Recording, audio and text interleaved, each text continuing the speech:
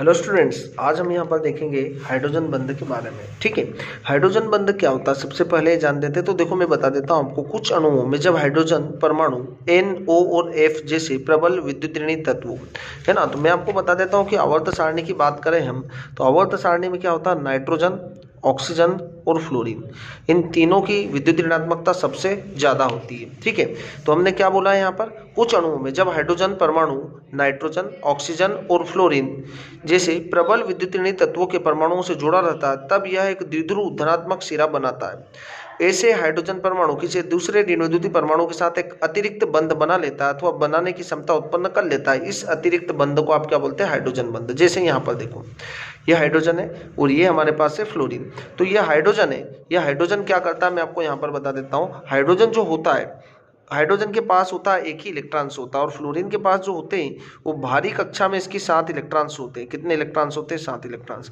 और जब ये दोनों अपना अपना इलेक्ट्रॉन्स जो होता है वो साझा करके बंध बनाते हैं, तो जो साझे का इलेक्ट्रॉन्स होगा, आपको पता है कि फ्लोरीन की विद्युत ऋणात्मकता ज्यादा होती है, इसलिए फ्लोरीन अपनी तरफ क्या करता है, आकर्षित करता है। इसलिए इस पर आ जाता है इसका माइनस चार्ज, पार्शियली माइनस, और इस पर आ जाता है पार्शियली प्लस चार्ज।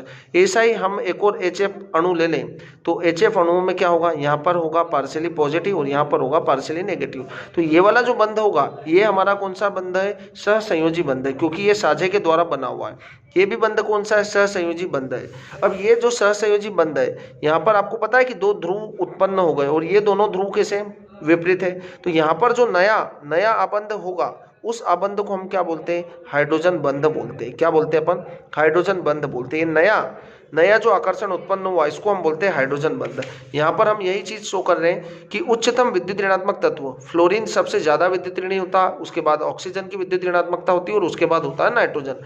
तो इस तरह से क्या होती है, इनकी विद्युत ऋणात्मकता चेंज होती है, परिवर्तित होती है। H और F आपको पता चल रहा है यहाँ पर कि हाइड्रोजन के ऊपर पार्शियली पॉजिटिव है और फ्लोरीन के ऊपर जो है पार्शियली नेगेटिव चार्ज है। इसको हम बोलते हैं द्विध्रुव बोलते हैं। क्या बोलते हैं, द्विध्रुव। और आपको यहाँ दिख रहा है कि जो HF, ये HF के अणु है, ये HF के जो अणु होते हैं, इन HF अणुओं के बीच में क्या है, यहाँ पर एक नया फोर्स ऑफ अट्रैक्शन दिख रहा होगा आपको, नया आकर्षण दिख रहा है, जो लाल लाल लाइंस, जो डॉटेड लाइन के थ्रू दिख रहा है, इसको हम क्या बोलते हैं, हाइड्रोजन बंध बोलते हैं। ऐसा यहाँ पे भी आपको हाइड्रोजन बंध दिख रहा होगा। तो यहाँ पर क्यों जनरेट हो रहा है, क्यों उत्पन्न हो रहा है हाइड्रोजन बंध, क्योंकि यहाँ पर हाइड्रोजन और फ्लोरीन की विद्युत ऋणात्मकता में क्या है, अंतर है। अंतर होगा तो साझे का जो इलेक्ट्रॉन्स होगा वो ज्यादा विद्युत ऋणी परमाणु की तरफ शिफ्ट हो जाएगा, इसलिए उस पर आ जाएगा पार्शियल नेगेटिव और उसके पास वाले पर आ जाएगा पार्शियल पॉजिटिव। ऐसा ही यहाँ पर भी होगा। तो इनके बीच में जो अपोजिट या विपरीत आवेश रहेंगे, इनके बीच एक नया फोर्स ऑफ अट्रैक्शन लगेगा, जिसको हम क्या बोलते हैं, हाइड्रोजन बंध बोलते हैं। तो ये आप यहाँ पर देख रहे हैं हाइड्रोजन फ्लोराइड के बीच में। ऐसा ही जल के अणुओं में भी होता है। तो जल के अणु आपस में क्या होते हैं, संगुणित हो जाते हैं हाइड्रोजन बंध के द्वारा, क्योंकि यहाँ पे भी आपको पता है कि H2O के अंदर क्या होता है। अब H2O की स्ट्रक्चर हम बनाए तो हाइड्रोजन के पास 1 इलेक्ट्रॉन है और ऑक्सीजन के पास कितने, 6 इलेक्ट्रॉन्स है। और इस टाइप से देखो 1 2 3 4 5 और 6, तो यहाँ पर एक हाइड्रोजन इससे शेयर करेगा और एक इस हाइड्रोजन से शेयर करेगा। अब आपको पता है कि ऑक्सीजन ज्यादा विद्युत ऋणी है, आवर्त सारणी में ऑक्सीजन की विद्युत ऋणात्मकता ज्यादा होती है, इसलिए इस पर आ जाता है नेगेटिव, इस पर आ जाता है पॉजिटिव। ऐसा इसके पास भी होता है, इस पर पॉजिटिव आता है। ऐसे ही यदि जल का दूसरा अणु होगा तो क्या होगा, यहाँ पर इसके ऊपर पॉजिटिव चार्ज होगा, इस पर नेगेटिव और इस पर होगा पॉजिटिव। तो यहाँ पर एक क्या करेंगे, यहाँ पर नेगेटिव और पॉजिटिव के बीच में एक नया फोर्स ऑफ अट्रैक्शन आएगा, इसी को आप क्या बोल रहे हैं, H बॉन्ड या हाइड्रोजन बंध बोलते हैं। इस तरीके से यहाँ पर डायग्राम में आपको या स्ट्रक्चर में शो किया गया है। तो ये जो रेड लाइन से दिख रही डॉटेड लाइन, इसको डॉटेड लाइन के थ्रू आप क्या करते हैं, रिप्रेजेंट करते हैं। तो इसी बॉन्ड को हम क्या बोलते हैं, हाइड्रोजन बॉन्ड बोलते हैं। यहाँ पर एक अतिरिक्त बंध दिख रहा है आपको ना। अब मैं बात कर लेता हूँ यहाँ पर हाइड्रोजन बंध के प्रकार की।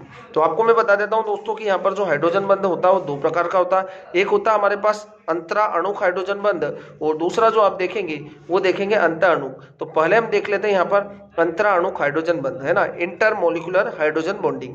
जब अणु एक दूसरे से हाइड्रोजन बंध से जुड़े होते हैं तो इसे क्या बोलते हैं, अंतरा अणुक हाइड्रोजन बंध बोलते हैं। क्या बोलते हैं, इसे अंतरा अणुक बोलते हैं अपन। अब अंतरा अणुक आपको यहाँ पर दिख रहा होगा जल का अणु।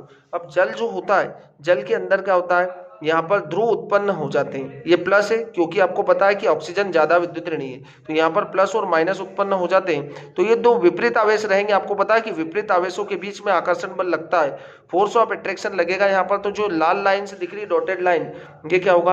अंतरा अणुक हाइड्रोजन बंध होगा। कौन सा होगा? अंतरा, क्योंकि ये जल का एक अणु है, ये जल का दूसरा अणु है। इन दोनों के बीच में क्या लग रहा है? एक नया बल लग रहा है, जिसको हम क्या बोल रहे हैं? अंतरा अणुक हाइड्रोजन बंध बोलते हैं। ठीक है, क्या बोल रहे हैं अपन? हाइड्रोजन। और इसी कारण आपको दिख रहा होगा यहाँ पर कि due to H bonding H2O is liquid. H2O liquid होता है ना, हमारे एग्जाम्स में क्वेश्चन पूछते हैं कि क्या कारण है कि H2O जो होता है वो तो होता है लिक्विड, और H2S जो होता है वो कैसा होता है? गैस होता है। तो उसका कारण क्या है कि यहाँ पर जो H2S होता है, H2S के पास जो होता है हाइड्रोजन बॉन्ड बनाने की टेंडेंसी नहीं होती है, जबकि यहाँ पर जो होगा H2O में क्या होता है? हाइड्रोजन बॉन्डिंग होता है। और हाइड्रोजन बॉन्डिंग होगा इसलिए कैसे स्टेट में होगा? लिक्विड स्टेट में होगा, क्योंकि इसके एटम्स क्या होंगे? पास पास आ जाएंगे, और पास पास आ जाएंगे तो लिक्विड स्टेट में। और यहाँ पर क्या है? हाइड्रोजन बॉन्ड प्रेजेंट नहीं होगा H2S में, और H2S में जब हाइड्रोजन बॉन्ड प्रेजेंट नहीं होगा तो नॉर्मली रूम टेम्परेचर पर क्या होगा? गैसेस स्टेट में होगा, है ना।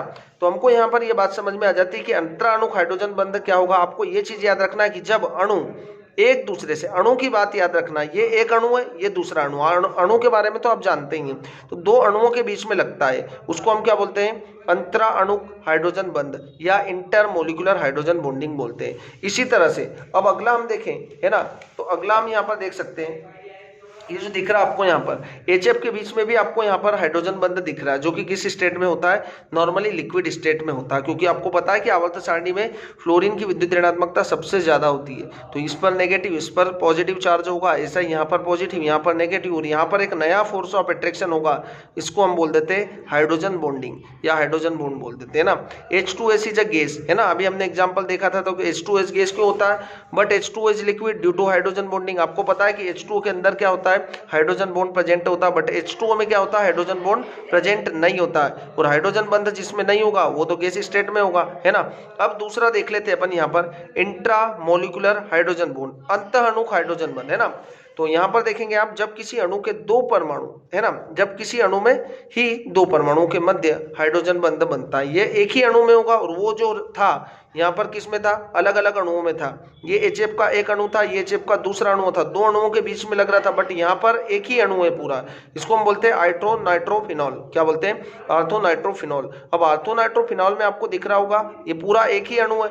इस अणु में ये हाइड्रोजन है और ये ऑक्सीजन है। इन दोनों के बीच में क्या लग रहा है? एक नया फोर्स ऑफ अट्रैक्शन लग रहा है। उस फोर्स ऑफ अट्रैक्शन को आप क्या बोलते हैं? हाइड्रोजन बंध। क्या बोलते हैं? हाइड्रोजन बंध, है ना। तो ऐसे क्वेश्चन से हमारे एग्जाम्स में पूछे जाते हैं, हाइड्रोजन बॉन्ड से रिलेटेड होते हैं ना। ऐसा भी क्वेश्चन होता है कि क्या कारण है कि एल्कोहल जो होता है, एल्कोहल जो होता है वो क्या होता है?